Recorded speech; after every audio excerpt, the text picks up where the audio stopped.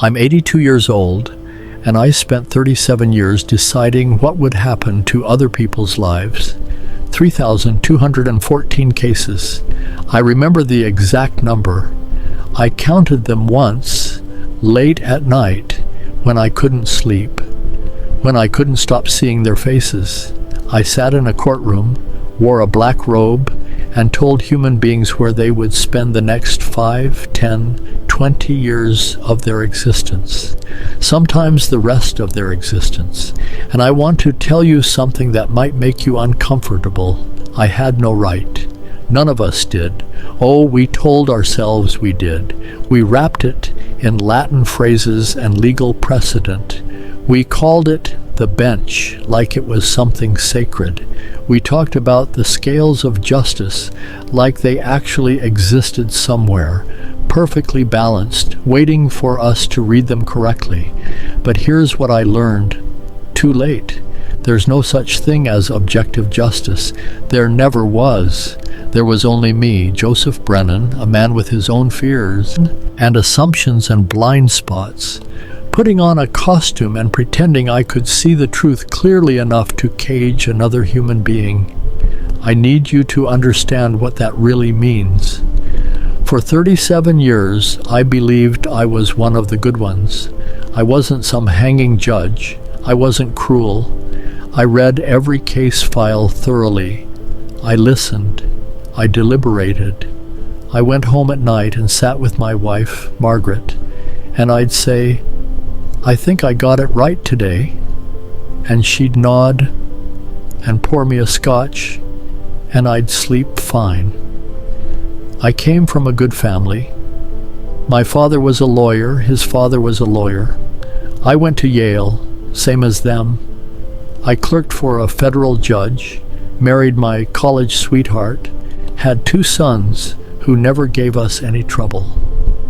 We had a house in Fairfield County with a yard and a golden retriever named Chester. I was the American dream wrapped in a judicial robe, and every single day I sat above other human beings, literally above them, on that raised platform they designed specifically so I'd be looking down and I'd decided their fates. I was so certain. That's what haunts me most. The certainty, March 19th, 1987. I can tell you exactly what I was wearing.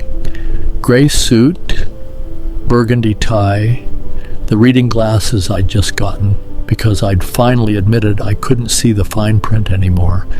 I'd had a cup of coffee that burned my tongue that morning because I was running late.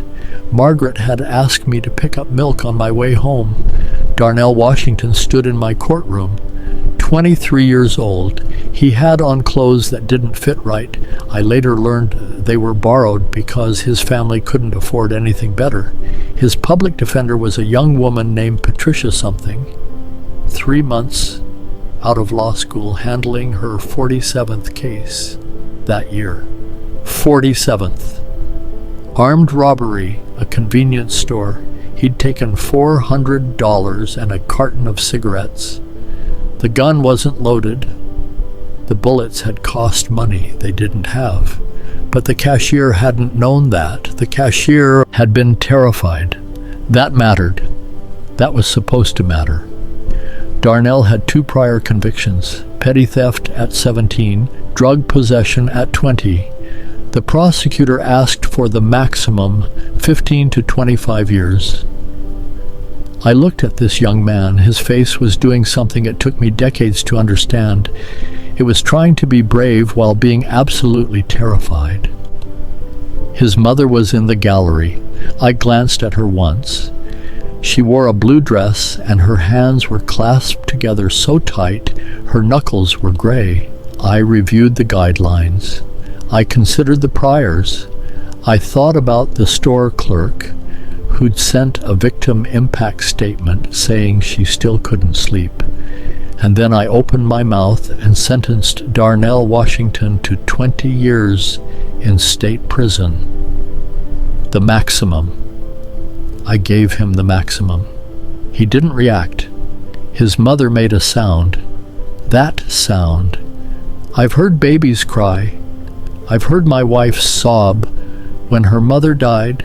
I've heard all kinds of human grief, and nothing has ever sounded like the noise that woman made when I took away her son. But I told myself I'd followed the law. I told myself I'd been fair. Darnell Washington died in Cheshire Correctional on August 4th, 1994. He was 30 years old.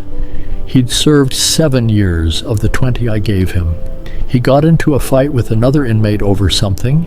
I read later it might have been a phone call, might have been a slight, might have been nothing at all.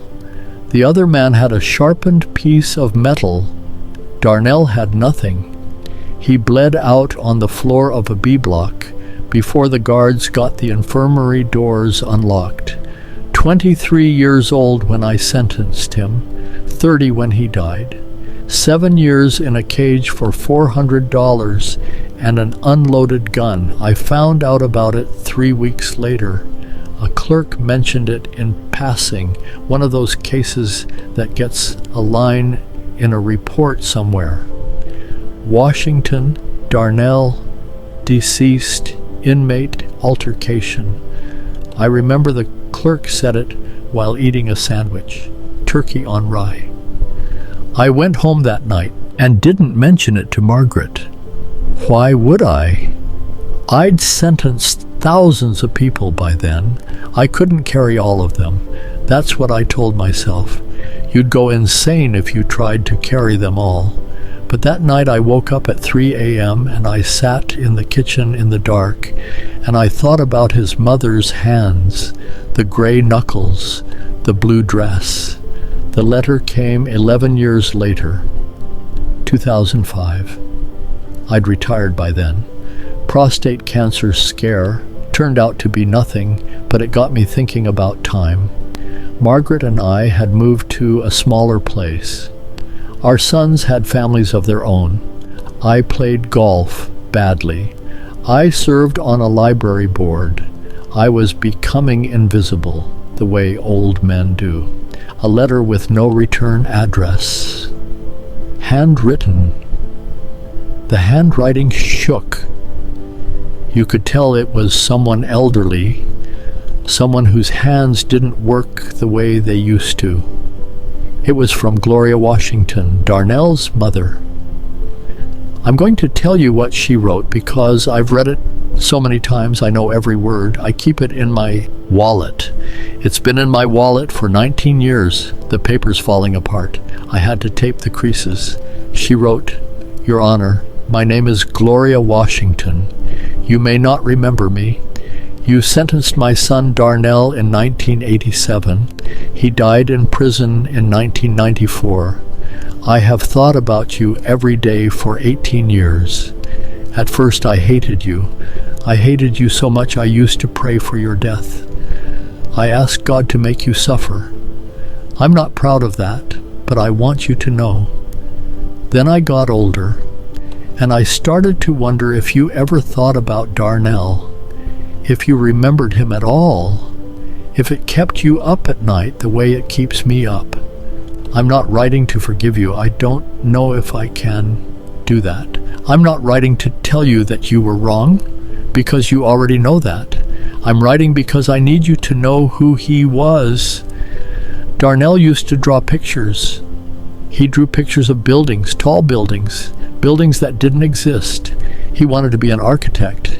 He used to say he was going to build me a house someday with big windows so I could see the sunrise.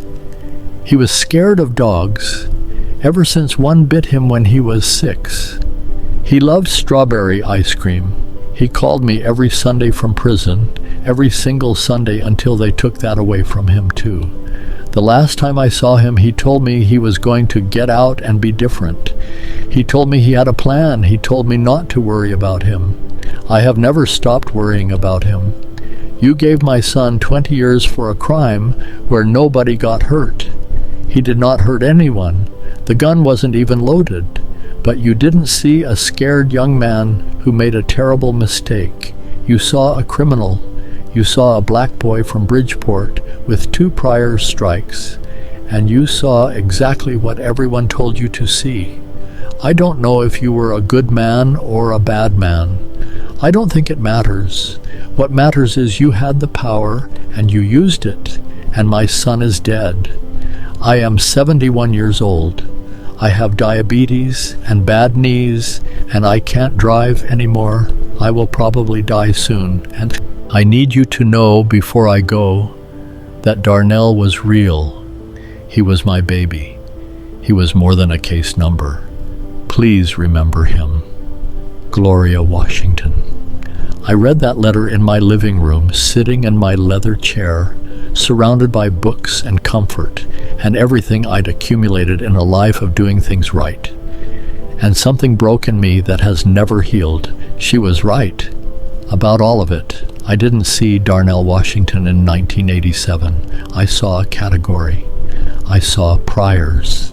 I saw statistics about recidivism and guidelines about sentencing ranges and precedents set by other judges who also thought they were being fair.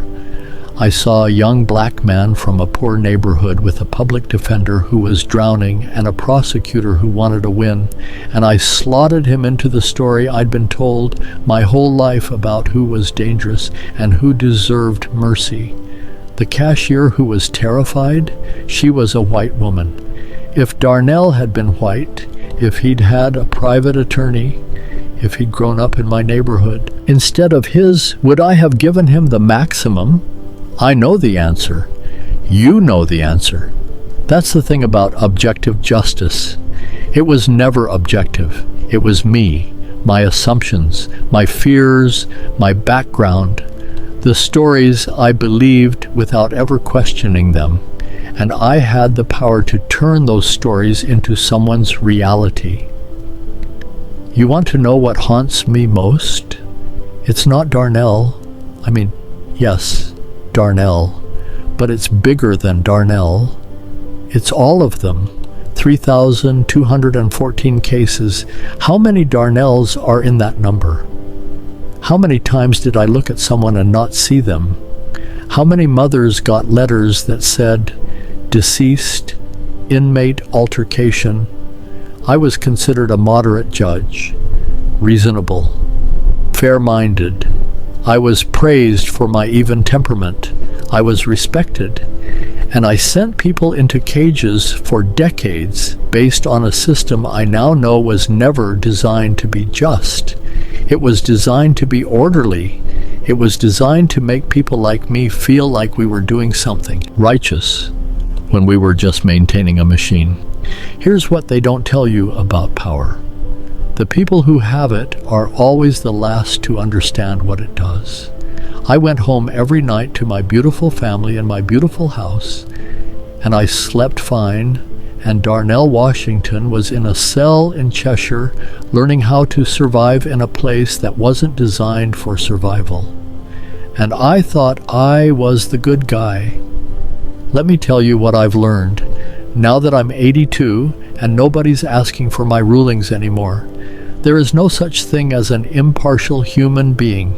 Every one of us is a collection of experiences and assumptions and blind spots. Every one of us has stories we believe without evidence. Every one of us looks at other people and sees what we expect to see. That's not evil. That's human. But when you give human beings power over other human beings, the power to lock them away, to separate them from everyone they love, to mark their lives with a permanent stamp of criminal, you have to understand what you're doing. You're not dispensing justice. You're making a choice, a deeply human, deeply flawed choice. And that choice has consequences that will ripple out for generations. Darnell Washington never got to build his mother that house with the big windows. Gloria Washington never got to see her son grow old. Whatever children Darnell might have had don't exist. Whatever grandchildren don't exist. A whole line of human possibility ended because I followed the guidelines. I think about power a lot now, not just judges, all of it. The doctor who decides who gets the transplant, the teacher who decides which kid is trouble and which kid is spirited, the hiring manager who looks at a resume and makes a choice in 3 seconds, the cop who decides whether to give a warning or make an arrest. We're all doing it, all the time, making choices that feel small to us and feel enormous to the people affected by them. And most of us never have to sit with the consequences.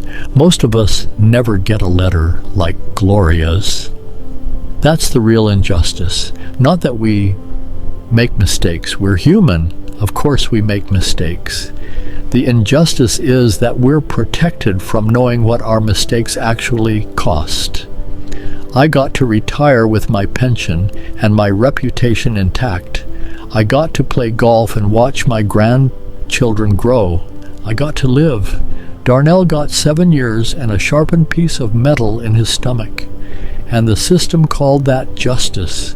I need you to understand something. I'm not telling you this because I want your pity. I'm 82. My time for pity is past. I'm telling you because you have power too. Maybe not a gavel and a robe, but you have it. Every day you make choices about other people, how you see them, what stories you tell yourself about them, whether you extend grace or withhold it. You look at a homeless person on the corner. What do you see? A cautionary tale? A failure? Or a human being whose path you don't know and can't judge? You hear about someone who committed a crime. What do you feel? Satisfaction that they'll be punished? Curiosity about what led them there? Recognition that in different circumstances it could have been you? Because here's the truth. I wish someone had told me in 1987, we're all standing on luck. Every one of us, the family we were born into, the color of our skin, the neighborhood, the schools, the breaks we got, and the breaks we didn't, the people who believed in us when we screwed up, or the people who threw us away. I was born Joseph Brennan III, Yale legacy, every door already open. Darnell Washington was born black and poor in Bridgeport in 1964. He didn't stand a chance from the day he took his first breath. And I sat above him in a courtroom and told myself I was being fair. I drive by Cheshire Correctional sometimes. It's still there. Gray walls, razor wire, same as always. I don't know why I do it. Margaret thinks it's morbid. She's probably right. But I sit in my car across the street and I look at those walls and I think about all the men inside them, the old men who've been there for decades, the young men who just arrived, still believing they'll get out and everything will be okay. And I wonder how many of them are there because of me. How many sentences I handed down that should have been lighter. How many young men I could have helped instead of harmed. I can't undo it. That's the hell of this kind of regret. There's no going back. Darnell is dead. Gloria is dead too now. I found out a few years ago. I never wrote her back. I tried 100 times, but what could I possibly say? I was wrong. I'm sorry. None of it brings him back. So here's what I want to leave you with. Be careful with the power you have, even the small power, especially the small power, the kind you don't think of as power at all. When you judge someone, know that you're not seeing clearly. You never are. None of us ever do. When you have the chance to show mercy, show mercy. Err on the side of grace. You might be wrong, but at least you'll be wrong in a direction that doesn't destroy people. And question the systems, all of them, the courts, the laws, the procedures, the institutions. They were built by flawed people to serve certain purposes, and those purposes might not be what they claim to be.